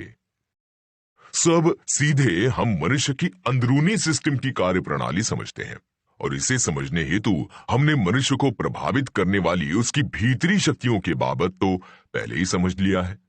साथ ही हमने ये भी समझ ही लिया है कि जिसका जो कुछ भी जीवन है वो उसकी अपने सिस्टम का ही परिणाम है। सो अब तो मनुष्य के सिस्टम की कार्यप्रणाली ही समझना बाकी रह जाता है, और ये समझना इसलिए जरूरी है कि जीवन इसके बगैर बनने वाला नहीं है। जीवन सुधारना हो तो अपनी भीतरी शक्तियों को समझना तथा उन्हें शक्तिशाली बनाते जाना दोनों जरूरी है। इसके अलावा का कोई दूसरा उपाय जीवन बनाने हेतु काम आने वाला नहीं है। अतः अब हम सीधे मनुष्य की तमाम भीतरी शक्तियों में मनुष्य का क्या रोल है तथा वो क्या करे कि उनका भरपूर फायदा उठा सके, उस पर चर्चा करते हैं। ए, डीएनए जीन्स में आप कुछ नहीं कर सकते। अब सबसे पहले यह समझो कि डीएनए और जीन्स में आप कुछ ज्यादा नहीं कर सकते हैं। ना आप अपना चेहरा बदल सकते हैं और ना अपनी चमड़ी का रंग। वहीं आप अपनी शारीरिक संरचना या बेसिक स्वास्थ्य बाबत भी कुछ ज्यादा नहीं कर सकते हैं, क्योंकि ये सब डीएनए व जीन से प्रभावित होते हैं, और ये डीएनए व जीन्स आपको माता पिता से मिले होते हैं। लेकिन आधुनिक विज्ञान का धन्यवाद है कि उसकी मेहरबानी से अब तो किसके डीएनए जीन्स में किसे क्या मिला है, इसकी रिपोर्ट भी निकाली ही जा सकती है। सो बस उसके आधार पर आवश्यक व्यायाम करके तथा आधुनिक विज्ञान के ज्ञान के सहारे अब आप अपने स्वास्थ्य के प्रति चंद सावधानियां अवश्य बरत सकते हैं। सो जहां कर सकते हैं करें, और जहां कुछ नहीं कर सकते वहां स्वीकार लें। तो डीएनए व जीन्स के बाबत क्या करना और क्या स्वीकार कर आगे बढ़ना, ये आपको स्पष्ट हो ही गया होगा। इस बाबत मुझे नहीं लगता कि किसी को बहुत ज्यादा कंफ्यूज होने की कोई आवश्यकता है। बी, इंद्रियों को अपने हिसाब से बरतने दो। जैसा कि हमने समझा कि इंद्रियों पर डीएनए व जीन्स का प्रभाव भी है तथा इन पर पिछले जन्मों का असर भी है, साथ ही वो इस जन्म की लगी आदतों की भी शिकार है, लेकिन इसके बावजूद ये अपने आप कार्यरत है। इनमें गजब का आपसी सामंजस्य है। मनुष्य की बुद्धि सभी इंद्रियों को एक डोर से बांधे हुए है, अतः शारीरिक तौर पर आंख, कान, नाक वगैरह को बेहतर तरीके से कार्यशील रखने हेतु बुद्धि को मजबूत रखना जरूरी है। साथ ही अपनी तमाम इंद्रियों का उचित ख्याल रखना भी जरूरी है।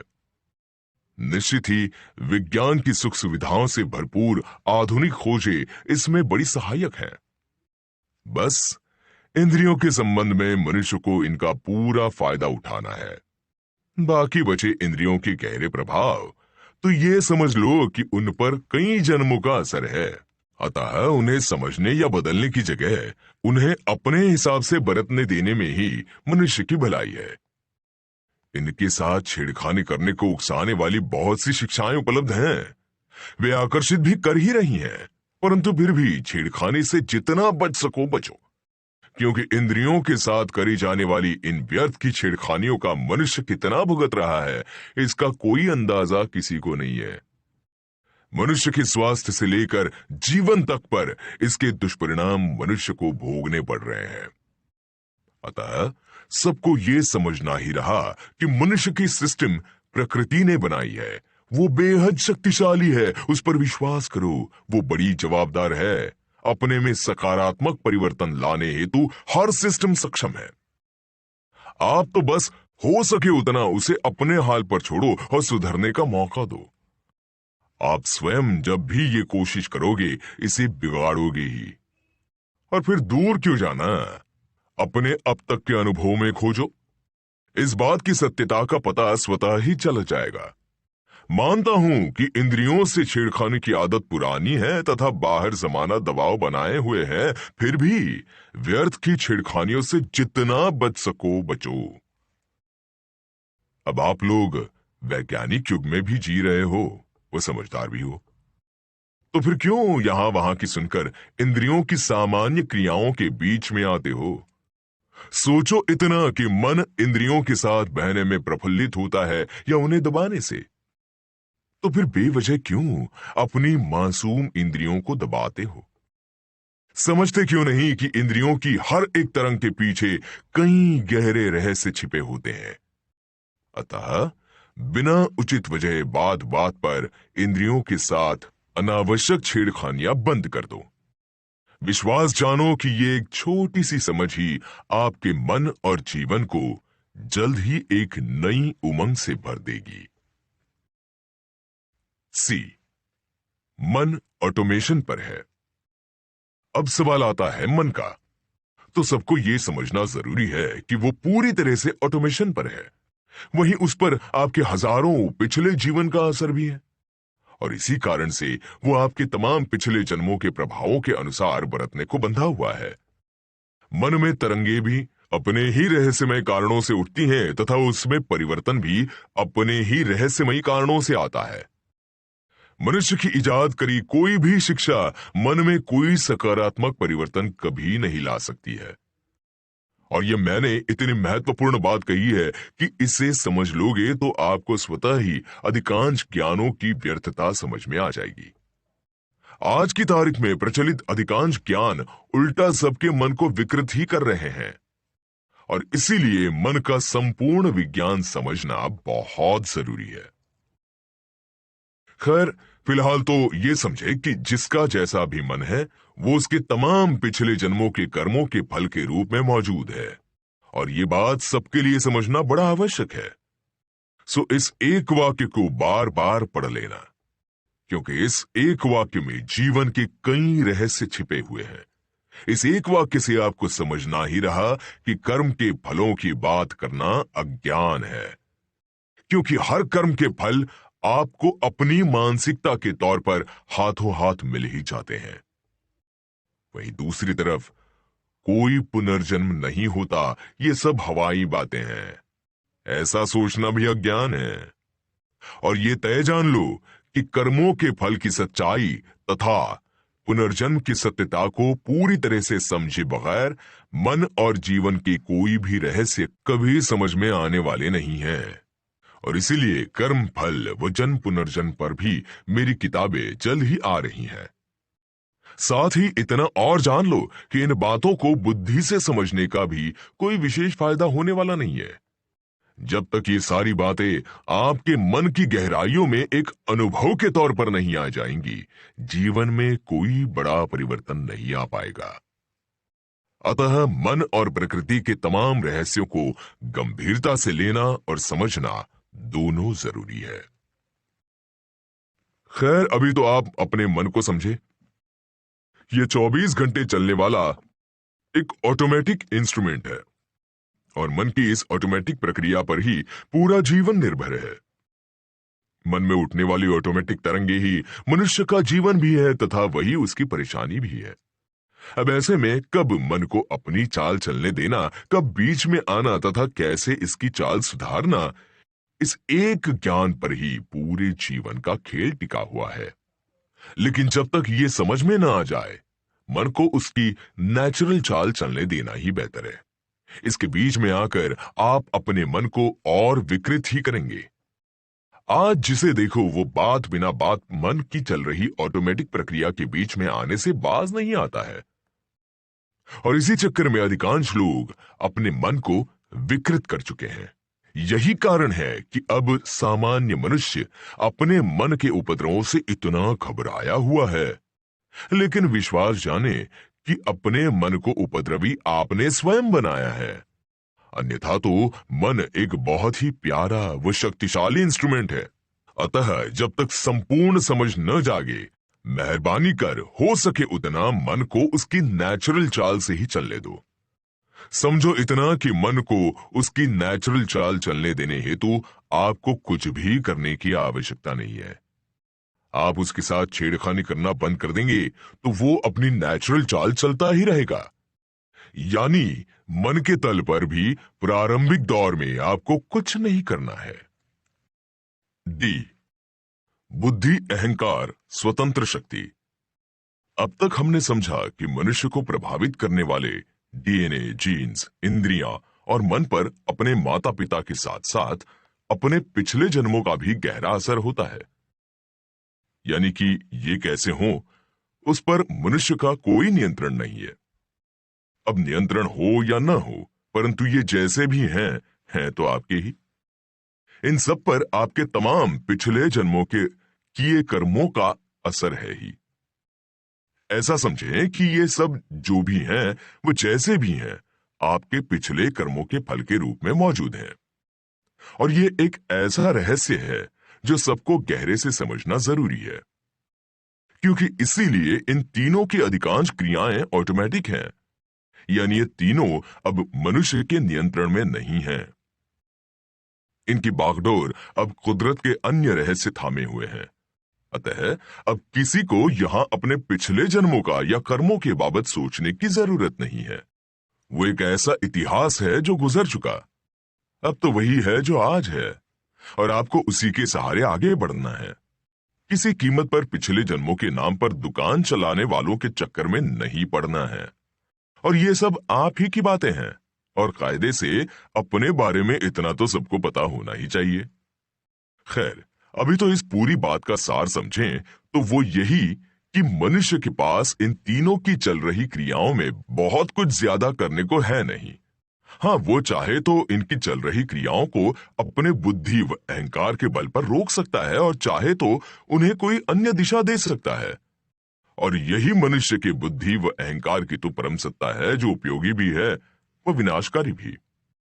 यहां यह भी समझ लो कि मनुष्य के बुद्धि व अहंकार दोनों पूरी तरह से इस जन्म में विकसित किए जाते हैं। इसलिए चाहे बुद्धि हो या अहंकार, दोनों बिना अपवाद के हर बच्चे में ना के बराबर मौजूद होते हैं। ये दोनों बढ़ती उम्र के साथ बढ़ रही जानकारियों और करे जा रहे उपद्रवों से मजबूत होते चले जाते हैं। अर्थात मनुष्य बाहरी प्रभावों से इन दोनों की कंडीशनिंग करता चला जाता है। कुल मिलाकर पूरी बात का सार समझें तो मनुष्य को प्रभावित करने वाले मन, इंद्रियां व डीएनए, जीन्स जैसे भी हैं, सबके अपने पिछले जन्मों के फल के रूप में स्थित हैं।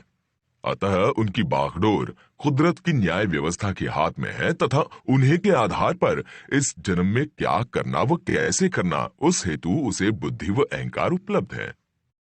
वो इन्हें इसी जन्म में निखारता है, तथा उसी आधार पर वो मन, इंद्रियों के साथ छेड़खानी करता है, और उतने पूर्ता ही हर कोई यहां स्वतंत्र है।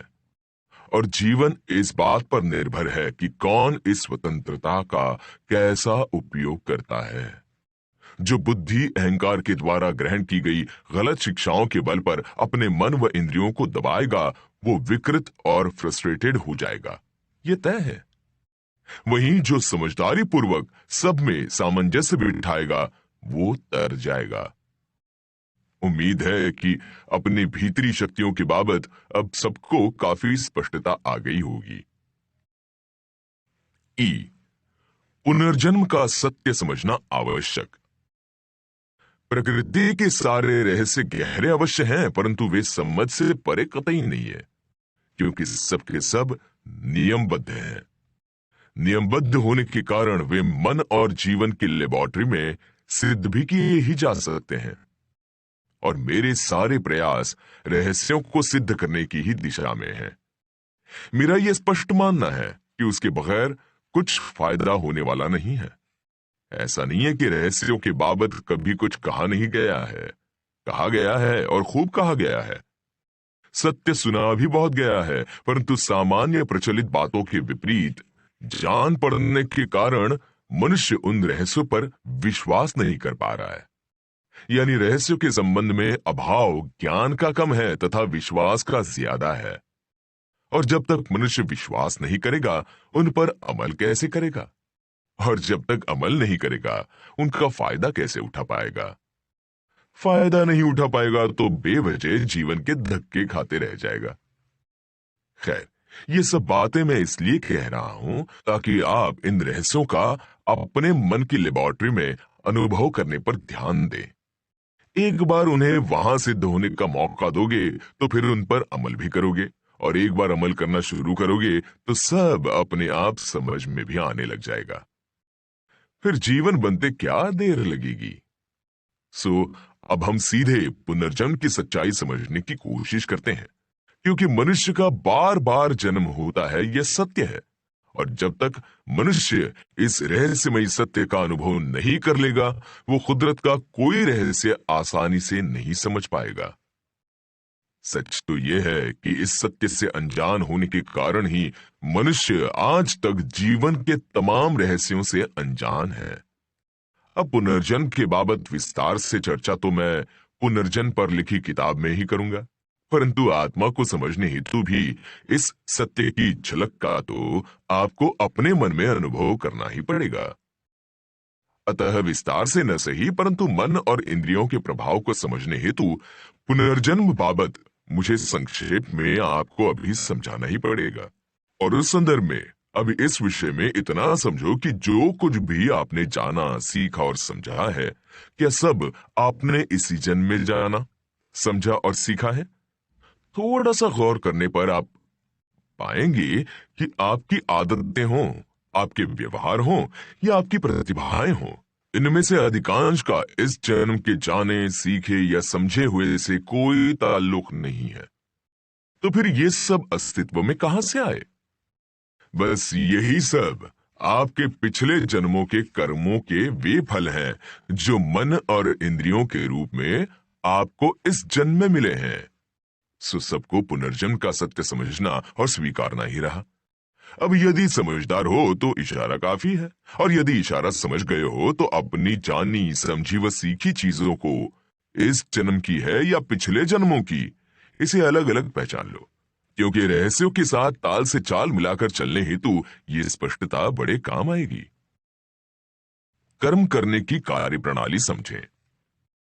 निश्चित ही अब तक आपको अपनी संपूर्ण संरचना और उसकी कार्यप्रणाली समझ में आ गई होगी, और न समझ में आई हो तो बार बार पढ़ के इससे भली भांति समझ ही लेना, क्योंकि ये पूरी तरह से समझे बगैर आपका जीवन आपके नियंत्रण में आने वाला नहीं है। अब जो जो ऑटोमेशन पर हैं वे तो स्वचालित हैं ही, फिर वे चाहे मन के भाव हों या इंद्रियों की इच्छाएं, वे अपने ही कारणों से आ और जा रहे हैं। उन पर किसी का कोई नियंत्रण नहीं है, और ये सबके अनुभव में है ही, परंतु मनुष्य के बुद्धि अहंकार को यह बर्दाश्त नहीं हो रहा है, क्योंकि इन दोनों ने बाहर की दुनिया से अपना ही अनोखा ज्ञान ग्रहण कर रखा है। इस बात से भी कोई अनजान तो है नहीं, और बस यही मनुष्य के जीवन का वो संघर्ष है जो किसी से निपटाए नहीं निपट रहा है। आप समझो ये कि जो ऑटोमेशन पर है वो ऑटोमेटिकली सक्रिय है ही, उसे सक्रिय करने हेतु किसी को कुछ करना नहीं है। उस पर तमाम पिछले जन्मों की छाप है, और उसी आधार पर वो प्रकृति के तमाम रहस्यों द्वारा स्वचालित है। और मैं अनेक बार कह ही चुका हूं कि इस स्वचालित क्रिया को आप अपने अब तक के जन्मों में किए गए कर्मों का फल भी कह ही सकते हैं। अतः जिसके मन और इंद्रियां जैसे भी हैं, उसमें किसी को शिकायत करने का कोई कारण नहीं है। खैर, कुल मिलाकर अभी तो इतना समझें कि आपके मन और इंद्रियां कुदरत की न्याय व्यवस्था से पूरी तरह कनेक्टेड हैं। यदि कुदरत से कुछ कनेक्टेड नहीं है तो वो सबके बुद्धि और अहंकार हैं, और उसी के बल पर मनुष्य को इस जीवन की यात्रा करनी होती है। यानी कि जो कुछ भी अब आपको करना है वो अपने अपने बुद्धि और अहंकार के साथ करना है तथा उन्हीं के बल पर करना है। बाकी सब तो आपका यूं ही ऑटोमेशन पर है। और सच कहा जाए तो यहीं आकर जीवन की गाड़ी पटरी से उतर रही है। इसका सीधा कारण यह है कि बुद्धि और अहंकार की जो खूबियां हैं उसका तो मनुष्य कुछ फायदा उठा नहीं पा रहा है, और उसके दुष्परिणाम का शिकार हुआ चला जा रहा है। तथा यही क्राइस्ट का आत्मबल। अब वैसे तो कौन है जो जीसस क्राइस्ट के बारे में नहीं जानता है, इसलिए मैं तो बस संक्षेप में उनके आत्मबल की ओर इशारा ही करूंगा। क्राइस्ट यहूदी घर में पैदा हुए थे, और आपने शायद ऐसे ही लोग देखे हैं जो जिस घर में पैदा होते हैं उसी धर्म को न सिर्फ मानते हैं बल्कि उस पर गर्व भी करते रहते हैं। पूरी दुनिया ऐसे लोगों से ही भरी पड़ी है, परंतु ये सब सोई हुई आत्मा के लक्षण हैं। जागी आत्मा तो पल भर में धर्म, समाज, जात व देश के बंधनों को तोड़कर आगे निकल जाती है। सारी सीमाएं तोड़ वो अपना हृदय सबके लिए खोल देती है। और जागी आत्मा क्राइस्ट ने भी यही किया।